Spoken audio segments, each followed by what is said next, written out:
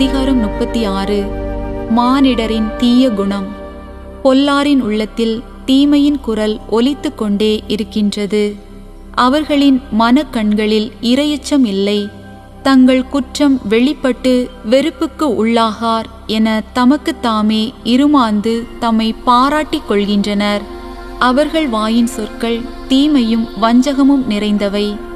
நல்லறிவோடு நற்செயல் ஆற்றுவதை அவர்கள் அடியோடு விட்டுவிட்டார்கள். படுக்கையில் கிடக்கையில் அவர்கள் சதி திட்டங்களை தீட்டுகின்றார்கள். தகாத வழியை உறுதியாக பற்றி கொள்கின்றார்கள். தீமையை அவர்கள் புறம்பே தள்ளுவதில்லை. கடவுளின் கருணை.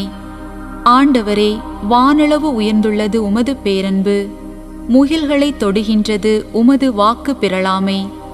ஆண்டவரே, உமது நீதி பெரும் மலைகள் போல் உயர்ந்தது. தீர்ப்புகள் கடல் போல் ஆழமானவை. மனிதரையும் விலங்கையும் காப்பவர் நீரே. கடவுளே, உமது பேரன்பு எத்துணை அருமையானது.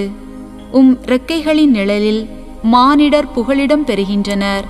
உமது இல்லத்தின் செழுமையால் அவர்கள் நிறைவு பெறுகின்றார்கள். உமது பேரின்ப நீரோடையில் அவர்கள் தாகத்தை தணிக்கின்றார்கள். ஏனெனில் வாழ்வு தரும் ஊற்று உம்மிடமே உள்ளது. உமது ஒளியால் யாமும் ஒளி பெறுகின்றோம். உமக்கு அடிபணிவோருக்கு உமது பேரன்பையும் நேரிய உள்ளத்தோர்க்கு உமது நீதியையும் தொடர்ந்து வழங்கியருளும்.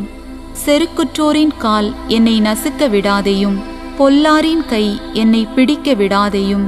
தீங்கிழைப்போர் அதோ அங்கே குப்புற வீழ்ந்து கிடக்கின்றனர்.